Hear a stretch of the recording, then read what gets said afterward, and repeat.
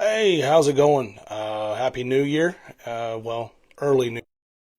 Welcome back to Shaw's 10 Talk. I am your host, David Shaw, and today is New Year's Eve, the 31st of December, year of our Lord 2025, for the last time of this year, and then we get off and going into all the New Year festivities. Um, Hope you guys had a great Christmas. I know I did. Had a lot of good time with family and some friends. Going to see more of those this evening, as I will be celebrating my 44th birthday. Thank you out there in advance for all that have wished me a happy birthday so far. Um, but we got games going on as we speak, and we got games that have concluded that, make me laugh. Certain loudmouth maybe got humbled, maybe, possibly, probably not. Iowa beats Vandy 34-27. Iowa finishes 9-4, and Vandy finishes 10-3. Pavia did play well, though, but the story now is the SEC. With the loss, the SEC is now 2-6 in this year's bowl games, and 0-5 against non-conference Power Four teams. Hey, but it just means more down there, right? Talk more and about that going on. And let's see here. I was talking to you about the Pavia situation. He did go 25 of 38, 347 and two touchdowns. So he did his part. But Iowa once again gets to 9 wins. Another quality season there for Iowa, and Vanderbilt finishes 10-3. Definitely not how they want it, how they were envisioning and finishing the season. Appears Texas just tied the ball game up against the Wolverines, and nothing surprising there. Appears we're going to have ourselves a shootout down there in Orlando, Florida. Complete short middle.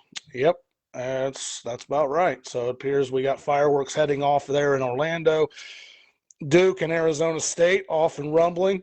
28-24 there, Duke. Winning at halftime, and Nebraska's beating Utah 14-7.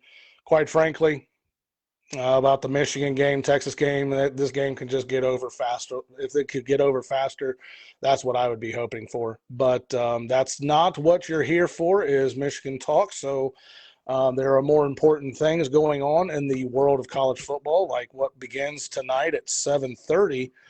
Um, so let's move on to that, shall we?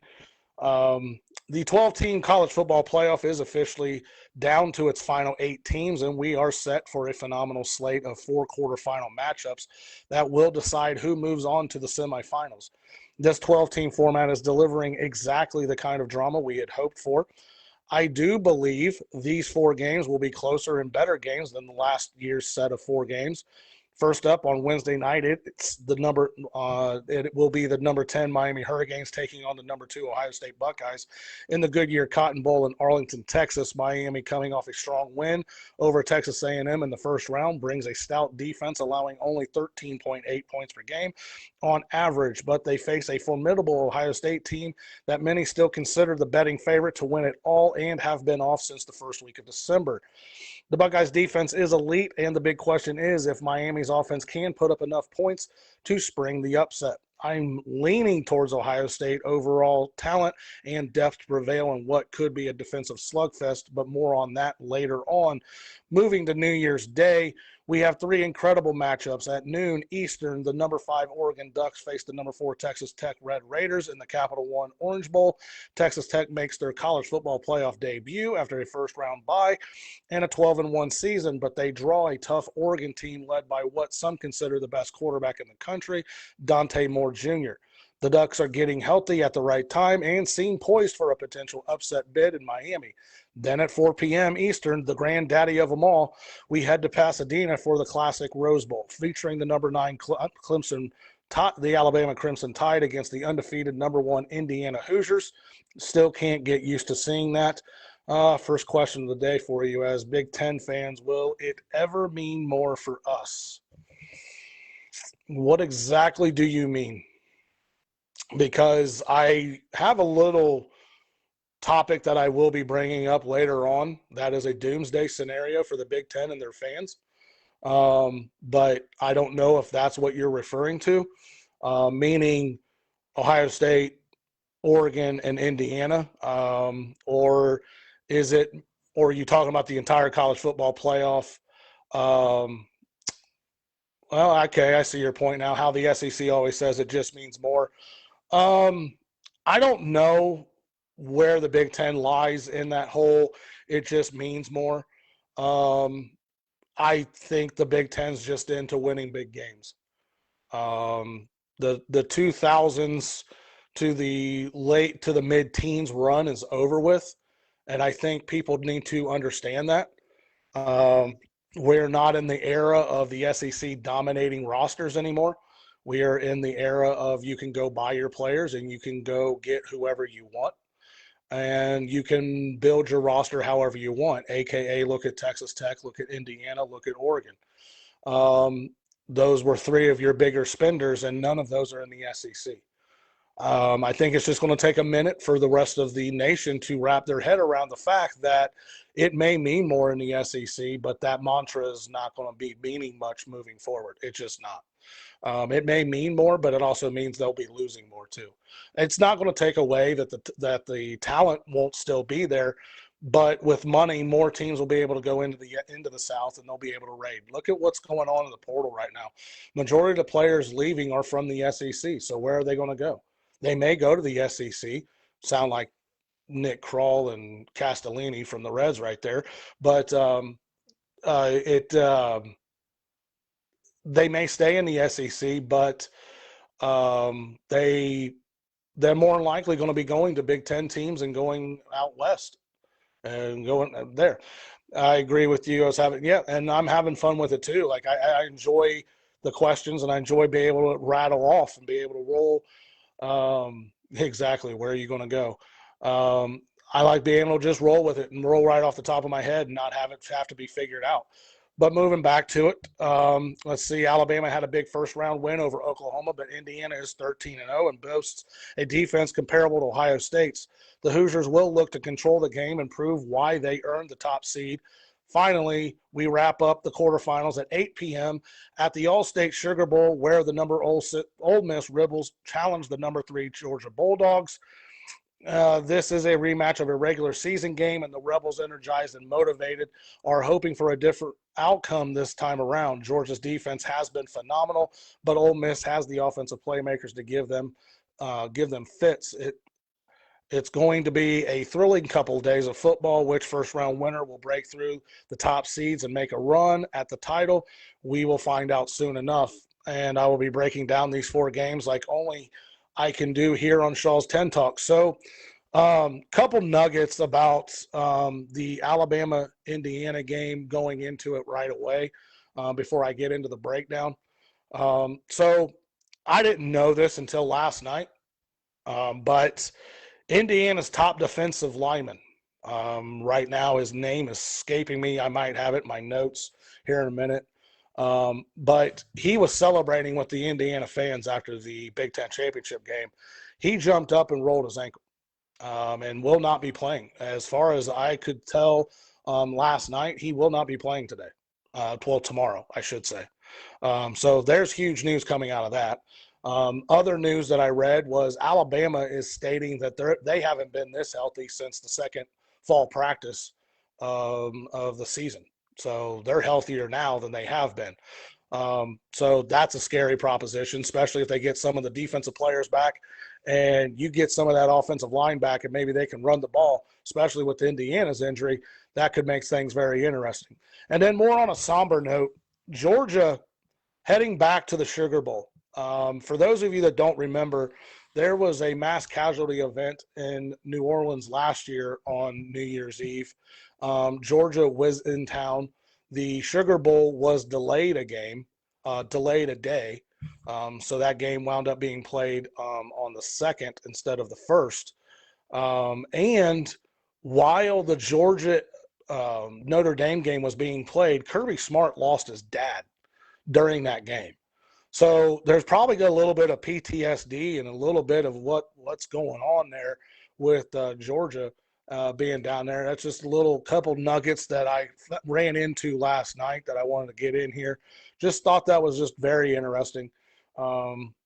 So just some things to think about as we're moving forward and getting into these breakdowns. But first off, tonight at 7:30 on that four-letter network, number 10 Miami 11-2 versus number 2 Ohio State 12-1. Ohio State is the 9.5-point favorite. The over/under is 40.5. Ohio State has a 70% chance of winning this ball game. Miami's offense is gaining 415 yards per game and scoring 32. The Hurricanes' defense is allowing 281 yards and 13 points per game. Sounds great until you start talking about that Ohio State defense, but then that's going to get into my point here in a minute.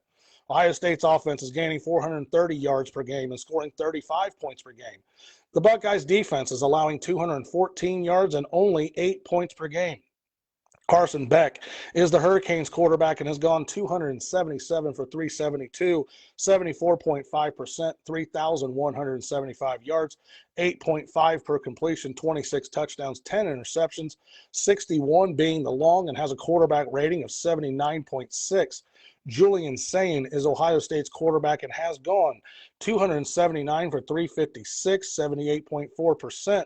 3,233 yards, 9.3 per completion, 31 touchdowns, 6 interceptions, 87 with the long, and has a quarterback rating of 90. So the big question here right off the rip, I don't trust Carson Beck. In too many big situations, I've seen the man fold more than paper. He'll do great things, and then out of nowhere he'll do something that just completely blows my mind. But he has been in the position before, so will that matter? It's going to be up to Ohio State's defense to not allow that to matter. If they get to him enough and they rattle him enough and they confuse him enough on the back end, his experience ain't going to matter. So when Matt Patricia was asked about facing Carson Beck, the part that would scare me for Carson Beck and would have kept me up last night was how Patricia answered the question. He chuckled, looked in the camera dead-eyed, and said, "We probably got more coming for him than he's not seen." The defense was already good enough. And you're talking about doing things he hasn't seen? I don't know. That'd keep me up if I was Carson Beck. That's not what I would want to hear. Not with Caleb Downs in that back end of that secondary. I expect him to have an absolute tremendous game tonight because, quite frankly, in his standards, he had a subpar game against Indiana. But I said this after the game, and I don't know how many of you picked up on this, but I'm not really 100% sure how much Ohio State showed in that Indiana game. And that was all by design. It wasn't that they were holding anything back because of injuries or anything like that. I think it was all by design because they knew the bigger picture was the national championship. Not that they didn't want to win the Big Ten championship. I just think they knew what the bigger picture was. But let's get into this breakdown even more, and let's see what we have written down here. Ohio State and Miami meet in the Goodyear Cotton Bowl Classic for the first time. And for anyone of a certain age, meaning my age and just a little bit younger, the idea of Ohio State and Miami playing in a bowl as big as the Cotton Bowl immediately brings back memories of one of the greatest games in college football history. The two programs played in an epic Fiesta Bowl back at the end of 2002, beginning of 2003, a very controversial 31-24 Ohio State win that kept Miami from winning a second straight national title. Now it's Miami's turn to stop the Buckeyes from making it two in a row. Both teams appeared to be relaxed and confident all week. Ohio State isn't feeding into any sort of comparisons to last year's team, and Miami has been handling everything in stride. The one thing that no one, at least among the media types, appears to be prepared for is any sort of offensive fight. It's partly because the Miami win over Texas A&M is so fresh, but also because the Ohio State defense is just that good and should be locked in. Expect Miami to come out of its shell more than it did against the Aggies in the first round. Don't be shocked if there are a few early deep shots just to try to dictate the narrative. Basically, it doesn't seem like Miami will be playing scared, that type of thing. That also could come back to backfire, especially if Carson Beck as well. Carson Beck. Ohio State has a few more question marks than they did at the end of the Michigan game.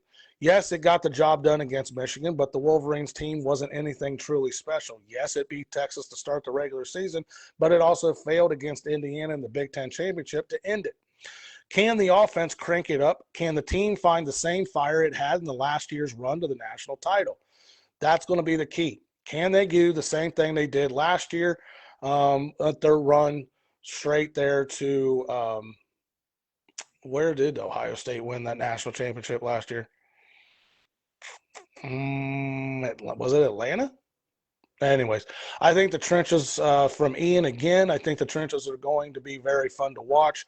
I worry about Miami's D line against Ohio State's O line. I do think the linebackers and defensive backs feast tonight for Ohio State. I think they make it difficult for Beck to do anything. The key there is going to be the Ohio State D line. If they get no pressure like they got against Mendoza, then it's going to be whether or not Beck is on or not. So we'll see on that aspect. I think the linebackers in the secondary could take this game over for Ohio State. I definitely do. But I also think a bigger key here is going to be Ryan Day calling the plays. I know he's called the plays probably the majority of the last half of the season, but which Ryan Day are we going to get? Are we going to get the Ryan Day through the 14 game run in the playoffs last year, or are we going to get whatever the second half and all the game against Indiana was? The back to let's try to power you with Moneyball, the whole thing. I think that's going to be very interesting as well. Miami pitched a gem in the playoff first round win over Texas A&M. It was brutal with the running game, nasty with the defense, and it came away with a thriller of a 10-3 win in the most hostile environment anyone will face in this year's college football playoff. Oh, yeah, it's battle-tested now, and it's also proved that it has the talent to take down anyone in this tournament and win it all. It's the Cotton Bowl on New Year's Eve, and it kicks off one of the best 2 days of college football we've seen in a long, long time. Why Miami could win. The NFL talent was on display in College Station. Even more impressively, that was the Miami offensive line. Overall, Miami looked fresh. It looked and played like a team that had its legs back, and the front five played like it was unwrapped right out of the box. Pass protection was a strong suit for the Hurricanes all year long, but the ground game wasn't anything special. It averaged about 150 yards per game, and it had few big moments against the mediocre, like Bethune-Cookman and South Florida, but this was different. Texas A&M was the number two in the nation in sacks, number 2 in tackles for loss, and the run defense was a rock for most of the season. The Miami offensive front allowed just 2 sacks, just 6 tackles for loss. And on the flip side, the Texas A&M offensive line, which was number 1 in America and fewest tackles for loss allowed, gave up 9. It gave up fewer than 3 per game this entire season and 7 sacks against the NFL caliber playmakers on the Miami defensive line. So it was a definite rough day for Texas A&M's offensive line. Yeah, Texas A&M had a shot late to tie it up and maybe win it, but Miami bullied its way all day long. Quarterback Carson Beck never once had to force anything that wasn't there, and the ultra-conservative game plan worked because when it was winning time, Mark Fletcher and the ground game rumbled behind the offensive front. Ohio State hasn't faced anything like this all season long. Indiana's run defense is amazing, but that's more about technique, schemes, and doing absolutely everything right, with 0 mistakes. Michigan has a killer offensive front and great run D, but again, nothing like Miami can bring. The Hurricanes showed a combination of smarts, discipline, and talent against Texas A&M. In other words, everything is there to take down a team as talented as Ohio State. Remember back to, it was very early in the season, one of my very early videos. I said very early on there was no team in America that looked like Miami. Miami looked different than anybody else in the country. That still stands true to this day. Nothing has changed. Do they play up to that potential? Do they play up to that mass? Do they play up to that hype? That's going to be what Ohio State is facing. For the first time this year, Ohio State is going against a team where when you take the position groups from quarterback all the way down to the kicker, Ohio State doesn't take the check mark on all of those position groups. I say right now, offensive line and defensive line, I'm giving to Miami. After the game's over, we'll have a different opinion. If you're an Ohio State fan, that's at least what you're hoping. But that doesn't mean Ohio State still can't win this ball game. They can win this ball game even if Miami does control both lines. It'll be harder. It'll be that Ohio State will have to play will have to run the tightrope, but like what Indiana did against Ohio State. But that doesn't mean Ohio State can't win the game. They still have those playmakers on the outside, and they still have a very accurate quarterback. Getting into that, why Ohio State could win. Texas A&M played along with what Miami wanted to do. Ohio State can't let that happen. Miami is a very, very, very, very, very talented, but no one in America has the playmakers the Buckeyes have, and it's time to let them play. Of course, the Buckeyes wanted to win the Big Ten championship, but to know this bunch, the Michigan game meant even more.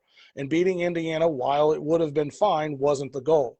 And in the end, Ohio State won by losing to Iowa. It got the lower-seeded team.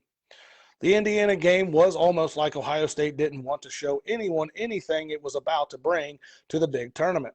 Everyone knows the offense can explode and the defense is next level dominant, but the coaching staff played it ultra conservative, assuming the D would hold and the offense would rise up when it had to, and, well, it lost. And that's because of a kicker.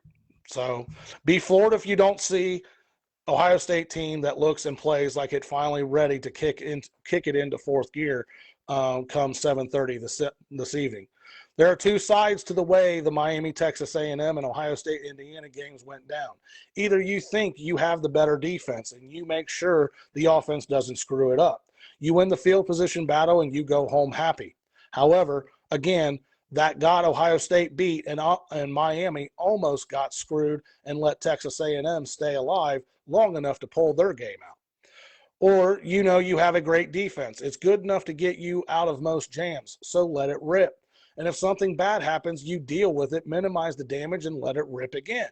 Miami is better on the lines than it is at the skill positions. And Ohio State has the big advantage when it comes to the star power playmakers. And this might be hyperbolic, and I totally guarantee I'll use this same line in the next round when the team that wins this. But this just might be the national championship. That's how good the lines and the two defenses are in this ballgame. Carson Beck has NFL talent and upside. There was a time, not a long time ago, when he was considered a possible number one overall pick. However, Miami got away with not forcing him to do anything big.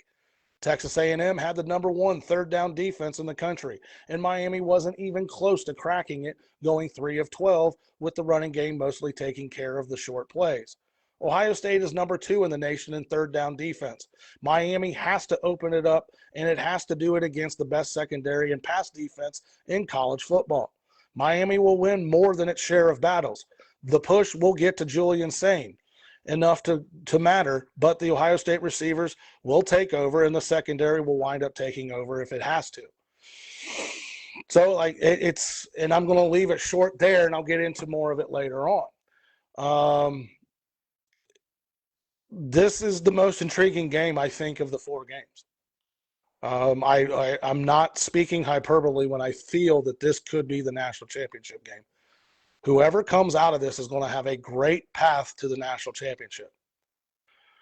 And before I even get into it right now, this is the part of it that Ohio State fans, this is something you need to keep in the back of your head.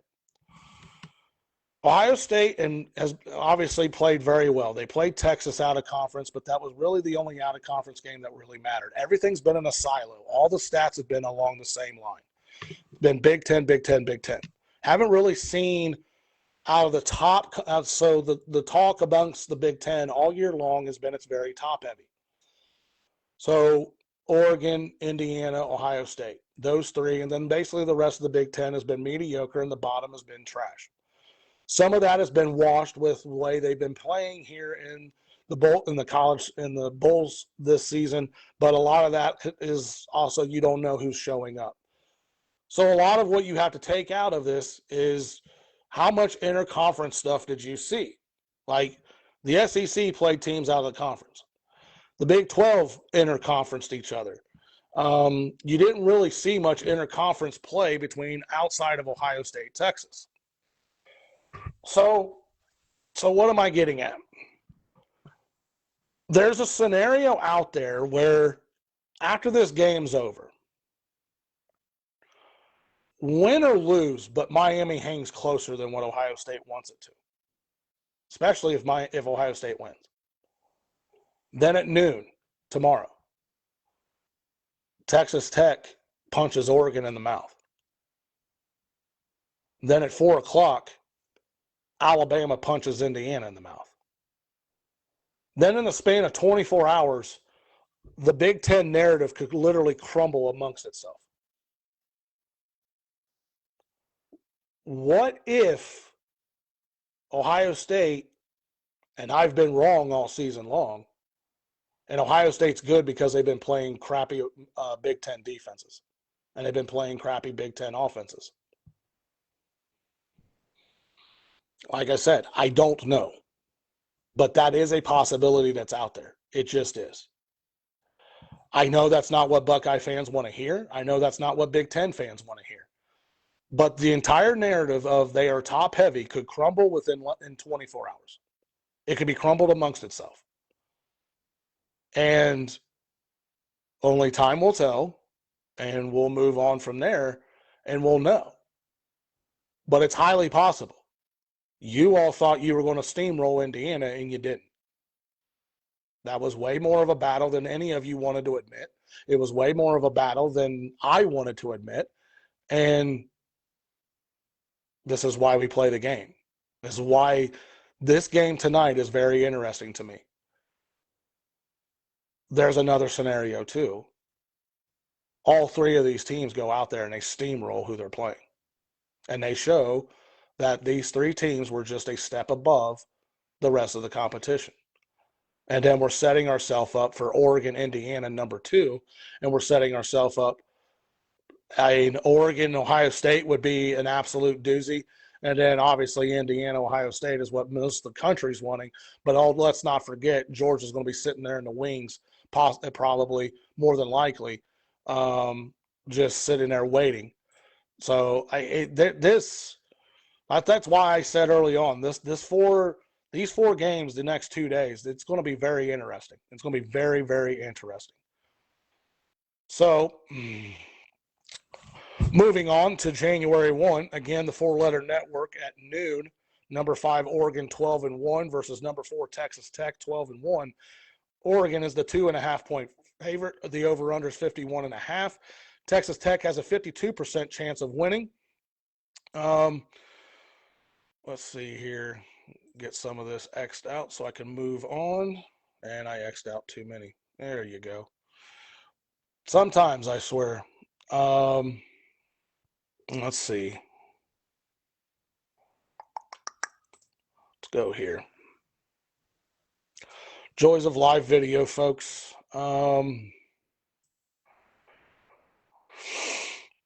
Scroll down.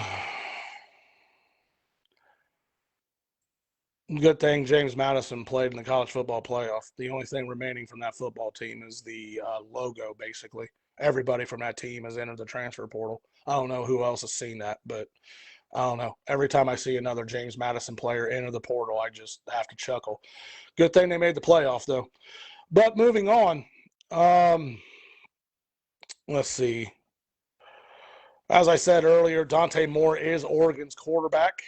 And on the season, he is 246 of 340, 72.4%, 3,046 yards. 9 is his average. 28 touchdowns, 8 interceptions, 65 being the long, and has a quarterback rating of 80.8. I think he's going to be a very huge key factor into this ball game, especially his legs. I don't believe Texas Tech has faced a quarterback that's kind of like him, able to do both. equally as well. They faced good passers, they faced good runners, but not a quarterback that can do both at the same time. Baron Morton is Texas Tech's quarterback. Um, Needs to be noted that Texas Tech is undefeated with him as the quarterback. He got hurt in that Arizona State game, and that's why Texas Tech lost that ball game.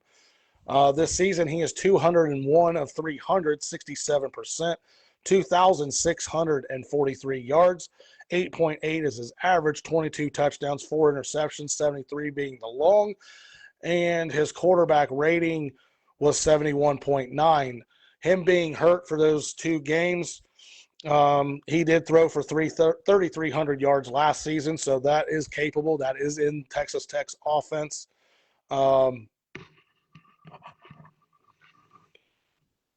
Is Texas Tech's defense for real?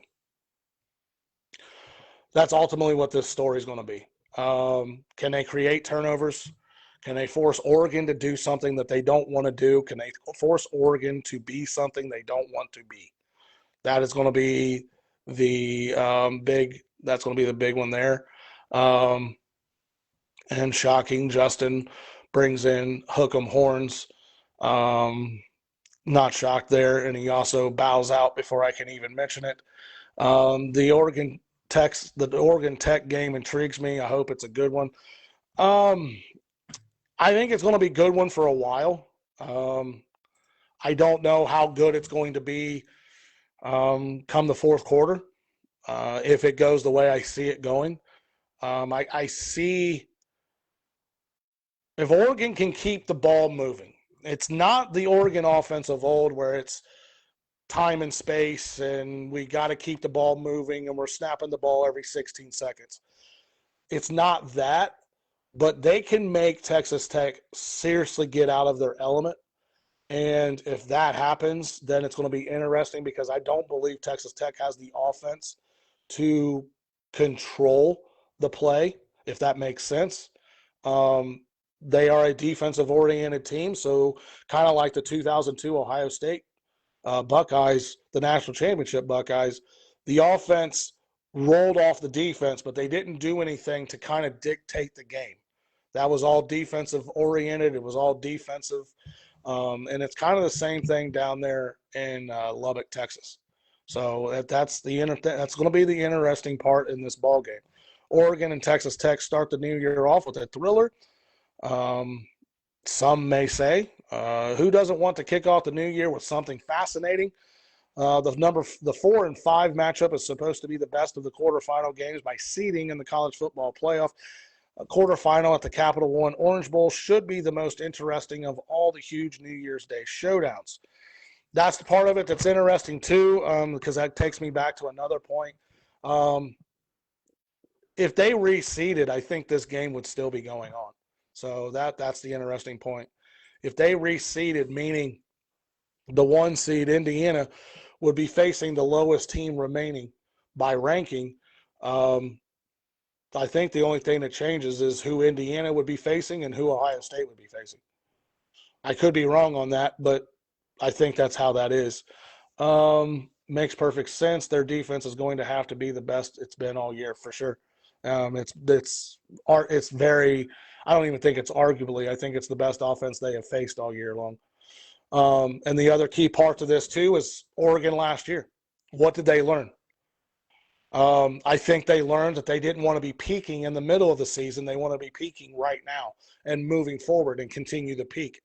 So that's going to be the very interesting thing. Texas Tech is in Oregon's position that they were in last year. All the hype for over a month. You're coming into a ball game you haven't played in over 30 days. And all the glory and all the talk and everything in their head has been going their way, and then they show up and they're flat for about a quarter and a half, and Oregon could do the same thing to Texas Tech that Ohio State did to Oregon. Doesn't mean Texas Tech was a bad team. It just means they showed up flat. They weren't ready to go because they haven't been in this situation. And everything starts coming flying at them at 1,000 miles an hour. And before Texas Tech even realizes what happened, Oregon's up 21-28 nothing. And if you look at that game last year, the Oregon-Ohio State game, it was pretty much even after that point. It was the first quarter that won that game for Ohio State. Yes, it was oppressive throughout, but it was the first quarter that gave them the separation that allowed yada, yada, yada. Yeah, things probably go a little different, but whatnot. But that first quarter, Oregon got smacked in the mouth and the ball game was over. So you kind of got the same thing here. How does Texas Tech show up and how do they come out of the gate ready to go? Is Oregon ready to take its game up several notches after dominant yet loose blowout over James Madison? Is Texas Tech ready to prove to the world that it's the real deal? And is the Big 12 going to get something to chirp about after being an afterthought with the college football playoff types? The lack of interest in BYU was, well, interesting. What Oregon and Texas Tech must do to win the ball game. It's the biggest game in history of Texas Tech football after winning the previous biggest game in the history of Texas Tech football in the dominant Big 12 championship performance over BYU. The program had never won more than 11 games in a season before this year, and now it has a shot at winning 13. But more than that, a win would be a huge moment in the new era of college football. If Kirk Cignetti showed that one coaching change could turn around an entire program in school, Texas Tech's playing the NIL game perfectly gives hope to everyone who wants to invest in a winner. Speaking of investing, no team invests more than Oregon, and Oregon was was at the forefront of marketing, promotion, and bringing in the right players. It's another program of means that plays the new game as well as anyone. On the field, this should be a blast. Lots of offense, lots of energy, and lots to prove. How Oregon could win. Texas Tech hasn't seen anything like Oregon and this talent level, and most importantly, this speed. It hasn't seen any quarterback this season close to the skill set of Dante Moore. The Red Raiders didn't play Cincinnati and quarterback Brendan Sorsby and lost when dealing with Arizona State's Sam Levitt. No one on the Texas Tech schedule this season has the speed, power, and next level skill the Ducks will be bringing. To have any to have any shot at beating Texas Tech, though, you have to keep its elite defensive front from getting into the backfield on a regular basis. Oregon doesn't go at warp speed level like it did several years ago, but it works with a good pace and tempo. A lot of this you're probably hearing again for the second time. Moore gets the ball out of his hands in a hurry, but when he gets a chance to let the downfield plays develop, forget about it. James Madison isn't Texas Tech, but it came into the first round game with one of the nation's best defenses, and over the first 35-ish minutes, Oregon's offense played like the Dukes had 9 men on the field. And the best of all the Ducks, the defense got ripped to shreds by James Madison's offense. And best of all for the Ducks, the defense got ripped to shreds by the James Madison offense, meaning they can fix those issues. It wasn't just in garbage time when Oregon's focus was already on the flight to Miami. The Duke offense was able to move well over the first part of the game. The Ducks looked and played a bit rusty. They're much, much better than they looked, playing like they were getting back to form and, not taking the game quite as seriously as they should have for a full 4 quarters. Before allowing the most yards it had all season, and by a lot, giving up more than 500 yards to James Madison, Oregon's defense had given up just 271 yards per game thanks to a terrific pass rush. I hope Dante Moore enjoys the playoffs because it'll be his last one once the Browns draft him in a few months. Joking aside, I like his game a lot. Yeah, I liked his game a lot too. I was hoping that Michigan was going to win that recruiting battle, but we got outbid. That was before Michigan got activated in the NIL era. And it was also during that time where Michigan didn't know if Harbaugh was leaving or not. So Oregon first UCLA, and then Oregon took advantage of that. Over the last 2 seasons, Oregon is 25-0 when it runs for 100 yards or more and 0-2 when it doesn't. Oregon, welcome to the Jacob Rodriguez and the number 1 defense in the nation. Again, no Texas Tech hasn't seen anyone this year with the talent and skill of Oregon, but it sure has a shot. How did I write that? But it sure as shoot dealt with some. Oh, there it is. Sure as shoots dealt with some amazing run games. Navy led the nation in rushing. Utah was number 2, averaging 270 yards per game, and it got stuffed like a Christmas goose by Texas Tech, coming up with just 101 yards on the ground. Arizona State had a great ground attack, and it was held to 2.1 yards per carry and just 75 yards. Only Kansas State averaged more than 3.4 yards per carry against the brick wall of a D. And it's also the only team to gain more than 103 yards, and that's only because Wildcat quarterback Avery Johnson took off for 2 decent scoring dashes, and Texas Tech still won 43-20. So far this season, Oregon hasn't been great at being patient, and it had time getting going at Penn State, but back when Penn State was fully functional, and it needed everything to pull out the double overtime win. Indiana dictated the tempo in Eugene and won. Iowa slowed the game down to a crawl at times, and it was a fight for the Ducks to pull off the 18-16 win. Texas Tech moves. It's not going to slow the momentum down, but the defense forces teams to play its style. It never let Utah do what it does well. West Virginia never got its style of play off the ground. Kansas had to keep chucking it because the running game didn't go anywhere. And BYU did a flat load of nothing in 2 ball games. Oregon won't be able to go Oregon, or will they? Everything that was talked about there was run first teams. Oregon is a run first team. But what is being overlooked about this and the entire talking about this is Oregon can chuck the ball around and use their speed better than anybody. That's fine. Load that box. That's what Oregon wants you to do. Then they're going to throw the screen passes on the outside, and it'll be wide receiver bubbles down the field. And all they're going to need is one missed tackle, and they're gone for 35 or 40. That's where this ball game is. If Texas Tech continuously gets outflanked, this is going to be a very quick ball game. Even bigger, when Texas Tech adjusts and they move so they're not getting outflanked, can they stop the run then? When they move the guys out of the box, will they be able to stop the run? That's when you're going to be able to know if the money they put into that defensive line and those 2 linebackers that they talk about so much, then you're going to know what type of ball game we're going to have. You'll know by the second possession of what type of ball game we're going to have. If Texas Tech gets off the field without letting up a score in the first 2 possessions, advantage Texas Tech. If Oregon gets off the field with more than 6 points in the first 2 possessions, probably Oregon ball game. It's just how I see this going.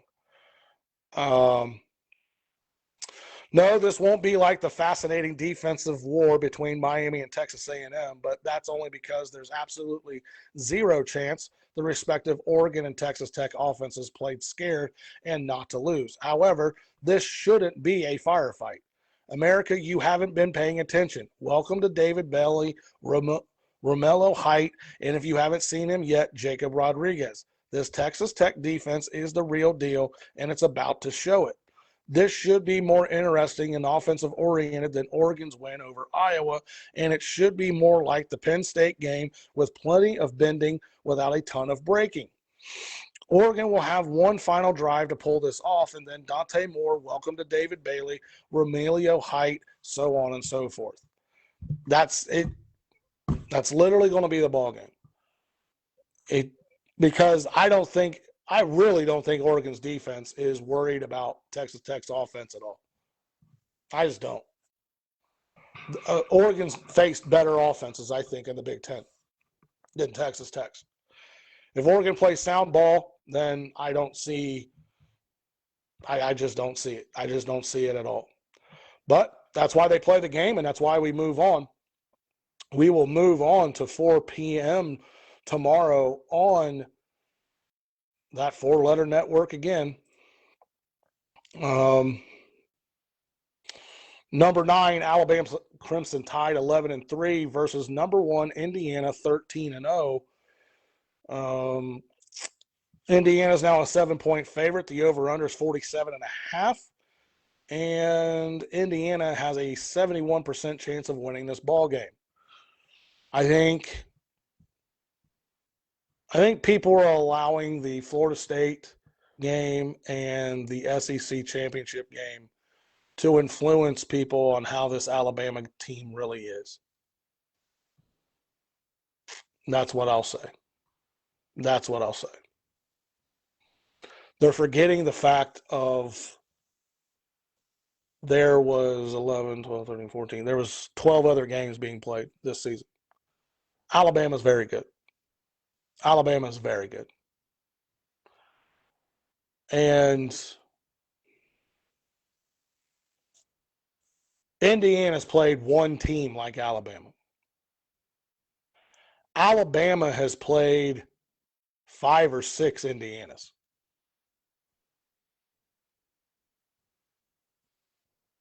You tell me what that means. Maybe Indiana is just that good. But Indiana's going to have to play the tightrope game like Alabama had during the SEC schedule.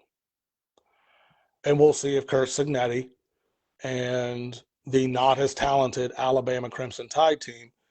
I mean, Indiana's very good, yes, but they're good because they play sound football. Alabama plays sound football too. Ohio State played sound football too. It came down to just a couple plays here and there, and Indiana won 13-10. Alabama's been playing that tightrope, but they've been putting up 20, 30 points a game. That's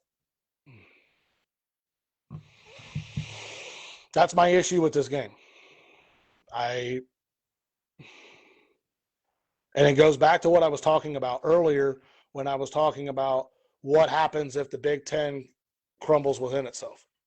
What if I'm wrong about Texas Tech's defense? What if I'm wrong about Texas Tech's offense? And what if I'm wrong because I've been looking at the top of the Big Ten and I've been overinflating them all season long?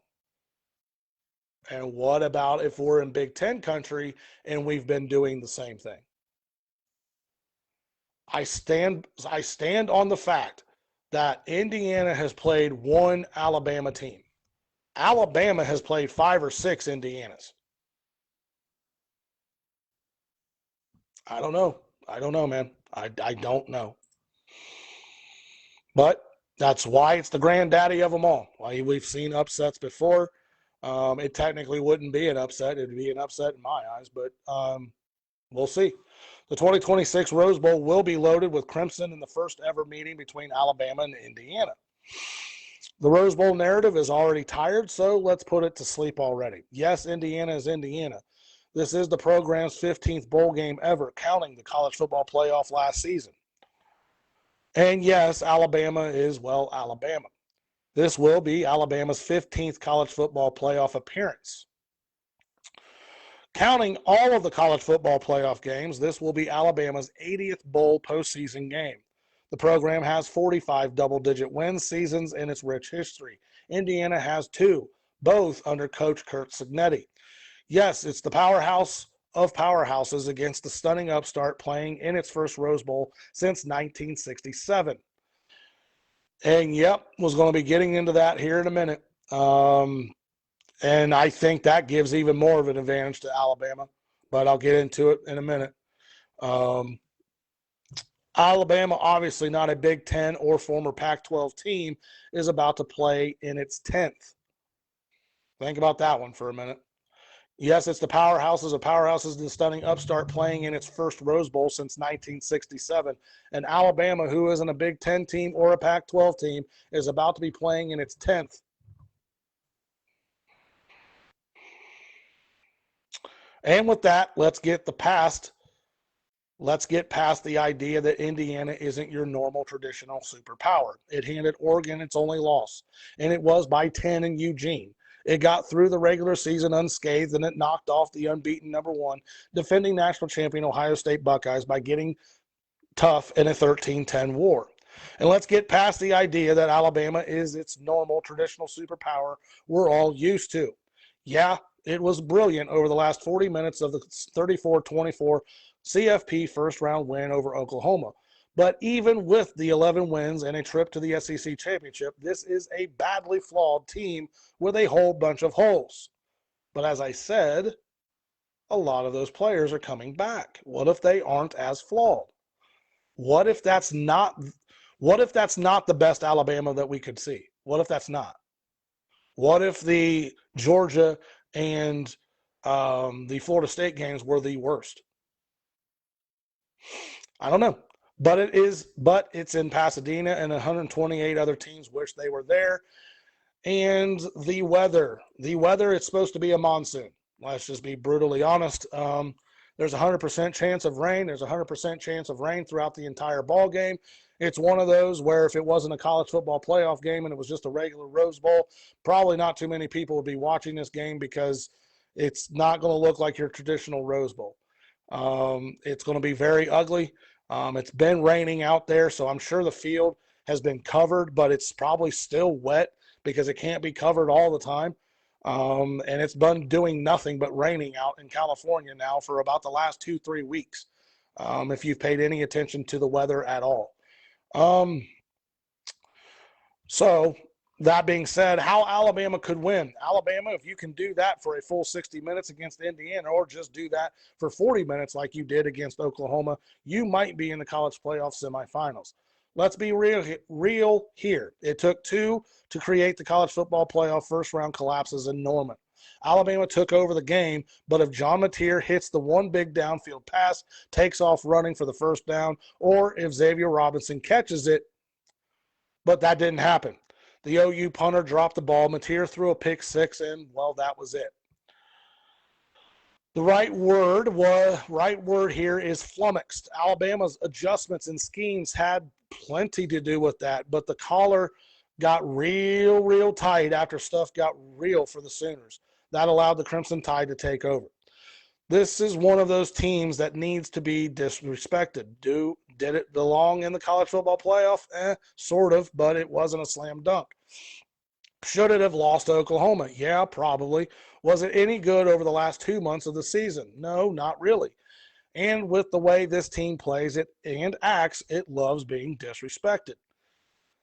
The NFL talent is all over the field. Talk all you want about the Indiana Stars, but Alabama has way more NFL parts, depth, size, and skill. It took being down 17 against Oklahoma to bring that out, but to finally take this into the more technical, if the pass rush can produce like it did against Oklahoma, 5 sacks and 7 tackles for loss, and if the run defense can hold up after allowing fewer than 2 yards per carry, look out. However, why Indiana could win. However, at any point in this season has Indiana blinked. Oh, sure, the heart rate got going against Penn State, and the team came through. Oh, sure, it was pressed against Ohio State, and 15 came up with the throw that sealed the Heisman. Fernando Mendoza has gone from perfect conductor for the attack to Heisman-winning legend, and it's not because of his stats. Nothing phases this guy, and nothing gets past Kurt Signetti. Now the Indiana coaching staff has 11 days to prepare. Has had 11 days to prepare for what it just saw in Norman. It saw the adjustment the Tide defensive coordinator Kane Womack made, the Bama pass rush. That's been hiding for most of the season. It isn't going to throw any sort of curveball into the Indiana mix. And no, this won't be the game when the Alabama rushing attack finds its breakout moment. I already got into that. It could. But even if it doesn't need to. The Crimson Tide ran 25 times for 28 yards. Yeah, quarterback Ty Simpson and back Daniel Hill each came up with big runs at key times. But that was it. No one runs consistently on the Hoosiers. You have to at least be able to try a bit of the ground attack. Penn State's backfield was loaded, and even though it didn't rip it up in the instant classic loss to Indiana, it ran 33 times for 117 yards. That was effective enough to keep some semblance of control, and Bama can, and say I wrote that, but I don't agree with it, and Bama can't do that. You also need to be deadly accurate. Ohio State's Julian Sain connected on 73% of his throws. Penn State's Ethan Grunkemeyer hit 71%. Iowa stayed alive partly because Mark Gronowski hit 76% of his throws. That means Ty Simpson has to out Mendoza. Simpson can get that, but he can't afford to spray the ball the few times a game that he does. He's got to connect on 75% of his throws because the running game won't be there. How did Alabama beat Georgia the first time around? It totally dominated the clock. Connecting on seemingly every third down play, the Bulldog offense was never on the field. Indiana is second in the nation in third down stops and seventh in time of possession battle. Alabama was 2 of 12 on third downs against Oklahoma. The Hoosiers have to collapse. Give Bama credit. It won the game when Oklahoma flung the door wide open to plow through. Indiana won't be great. The other side will have something to do with that, but it also won't screw it up enough for Bama to pull this off. That's how ultimately I go with it. But I'm telling you right now, something just doesn't feel right with me predicting it. It just doesn't. I'm just going to be brutally honest with you. I don't feel right picking it. I don't. And I haven't felt right about it since I wrote it down. And time will tell. Then we move on to 8 p.m. on the four-letter network again. Number 6, Ole Miss 12-1 versus number 3 Georgia Bulldogs 12-1 in Louisiana, as we already talked about and discussed. Georgia is the 6-point favorite. The over/under is 55.5, and Georgia has a 60% chance of winning this ball game. I'm not going to lie to you. I really don't have a good read on this ball game. I don't. Part of me says that Georgia just steamrolls this game. There's too much going on in Ole Miss's locker room, and I don't know where their head is. But if you had to pay me one quarterback and say you got to make a bet on one quarterback dominating this entire playoff to win their team the national championship, it would be Chambliss for Ole Miss. He's the one quarterback that can create and do the most damage to any defense that's out there. That doesn't mean he's going to do it, but that it's in there. It can be done. So it's going to be very interesting. So we will see where that goes from there, and we'll just see how it is. But he can definitely take that game over if he so chooses. I feel the same way. I think Georgia should win, no problem, but I think Chambliss can be a big – yeah, exactly. Let's see here. Just taking a look. Third quarter is just starting, 17-17. Box score. What was Bryce at halftime? 12 of 18, 106, 5.9 per average, 2 touchdowns. It's just not good enough. Why does Andrew Marsh have 2 catches for 12 yards, and those came in the first possession of the ball game? All right, I've spent enough time on that. It's a bowl game. I don't care. Moving on. Let's see here. Trinidad Chambliss is Ole Miss's quarterback. He was 241 of 362 this year, 66.6% completion percentage, 3,298 yards, 9.1 average, 19 touchdowns, 3 interceptions, 88 being the long, and has a quarterback rating of 86.3. Let's see. Where is it? He also ran for 506 yards, 4.1 a pop, and 8 touchdowns. So the true dual threat quarterback that's in this playoff. Gunnar Stockton is Georgia's quarterback, and he was 251 for 355, 70.7% completion percentage, 2,691 yards, 7.6 average, 23 touchdowns, 5 interceptions, 64 the long, and has a quarterback rating of 85.8. That hasn't been the story of Georgia coming down the stretch. The story of Georgia coming down the stretch has been their defense. Their defense has taken off and started controlling ball games, and it started long before the Alabama Conference Championship game.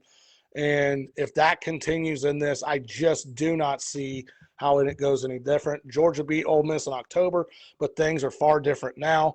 I don't really see how, other than the fact that Lane Kiffin's not there. I think that might be the biggest reason why things aren't the same.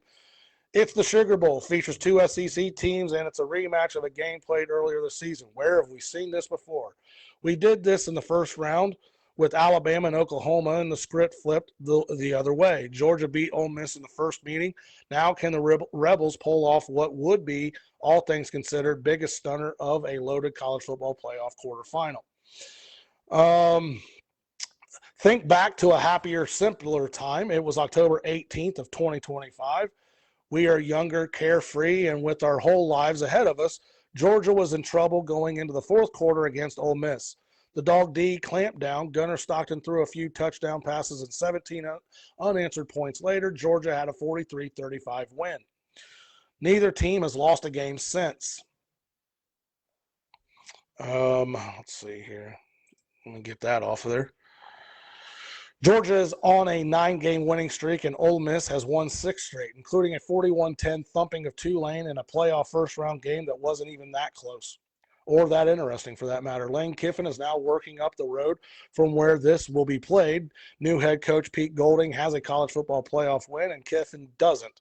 And the winner will face either Ohio State or Miami, and most likely the Chick-fil-A Peach Bowl. Again, why, if I was Ohio State, I wouldn't have chose where I went to go. I would have went the other way, so I'd have been out west, but I digress. Anywho, everyone in this year's college football playoff quarterfinal has a realistic expectation of winning the national title, but for Ole Miss, the pressure is just a wee bit off, at least compared to the other 7 programs still alive. Georgia got knocked out in this round last year after winning the SEC championship. Obviously, there's no real pressure on Kirby Smart beyond being expected to win everything all the time but lose, and all of a sudden the Dogs won't be a part of any of the last 3 college football playoff Final Fours. Meanwhile, the Tulane game was the mental hurdle for Ole Miss. That was the first game after Lanegate. It was the overwhelming favorite at home, and everyone had something to prove. Now, the Rebels can just turn it loose and play. Football-wise, Ole Miss almost won the first meeting, even though the offense stalled, coming up with a season-low 351 yards. No one else held it under 400. So what went wrong? Ole Miss was like a boxer who punched himself out. The offense was so fast and so good early, all Georgia had to do was be patient. Gunnar Stockton hit his short-range passes. The Dogs controlled the tempo, and eventually Ole Miss got gassed. The Rebels never care about time of possession battle, but it really, really did matter here. Georgia had the ball for more than 15 minutes longer. The Ole Miss defense couldn't hold up, and that's why everything tilted the other way over the final quarter. Did Ole Miss learn from that? Everyone likes to slam Kiffin, but that was a key moment, and going forward, things slowed down just enough that the defense always had time to catch its breath. And what happened? The next week, Ole Miss had the ball for more than 11 minutes longer than Oklahoma. The D was fantastic late, and boom, glitch fixed. Now Ole Miss is more of a controlled speed team. Oh, there's tempo, don't get it twisted, and no one can seem to stop the Rebel Stars when they get rolling, but it's not at the expense of the defense. However, why Georgia will win. Something else happened after the Georgia win over Ole Miss. The Bulldog defense became otherworldly. Yeah, the Ole Miss offensive output in that game was by far the lowest of the season, but those 351 yards of total O were way more than Georgia gave up to anyone the rest of the way. Only Mississippi State was able to push past 300. The national star power might not be there like it was for past Georgia teams, but there hasn't been a better defense in America over the key part of the season. The Bulldogs haven't allowed a rushing touchdown in the last 4 games. Totally dominated Alabama in the SEC championship. And then there's the really scary part. The pass rush started to work. For all the good things Georgia does, it wasn't a regular in opposing backfields. With more experience as the season has gone on, the defense is being turned loose a bit more. The Bulldogs came up with 8 sacks over the first 9 games, and 2 of those were against Austin Peay. They have 12 over the last 5. No one slows down this Ole Miss offense to a dead stop, but if you're the one making it hurry and react and not vice versa, it can be slowed down. Question yesterday's press conference to Kirby Smart. So what did you find out in the Ole Miss game? He looked, kind of gave the Matt Patricia look and smirk and said, I don't know if we figured anything out. Yeah, you did. But he just doesn't want to admit it yet.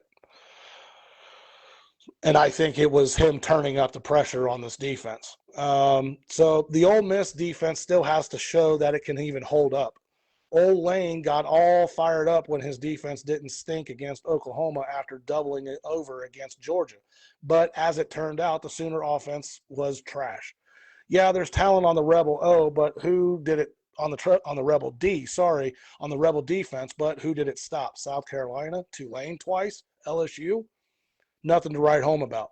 Georgia won't go for 510 like it did in the first meeting, but it'll continue to be methodical. It won't panic when Ole Miss goes 77 yards in 4 plays, taking 49 seconds off the clock.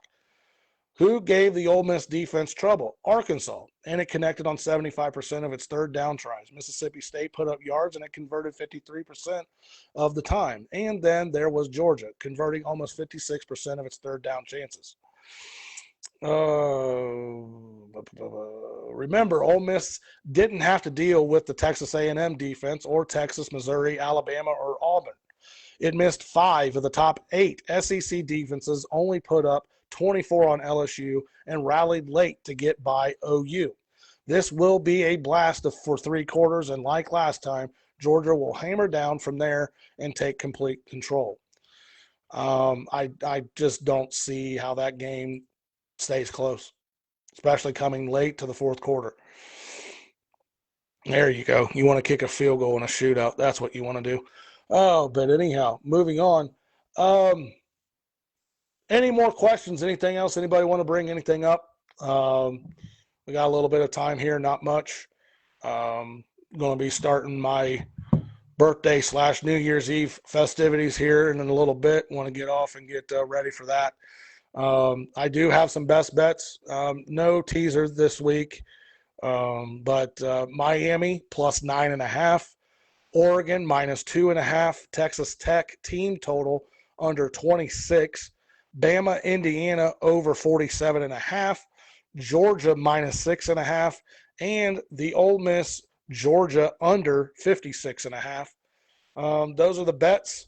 If nobody else has anything, I'm going to go ahead and get off of here. You guys be safe. Have a good New Year. And we will definitely be talking either tomorrow or Friday. More than likely, probably Friday. Let you guys kind of recover and just kind of stew and watch the games. I don't know. I might come on late after the 8 o'clock games and do a real quick kind of rundown. No notes, no nothing, just kind of, but you all let me know what you guys want to do. Thank you very much, Ian. You stay warm as well. And if you do anything, be safe. Definitely don't go out there driving. Use the Ubers, use the taxis, use whatever you got to do. Be safe. Hope you guys had a happy, blessed 2025. And if you didn't, I hope everything gets better for you and you have a blessed 2026. We'll see how my 2026 goes. I'm sure it can be better than definitely the ending of the 2025. And for those that know, you know. But that being said, you all be safe. Have yourself a happy new year. Until the next time we speak, I am David Shaw. This is Shaw's 10 Talk. God bless. Peace.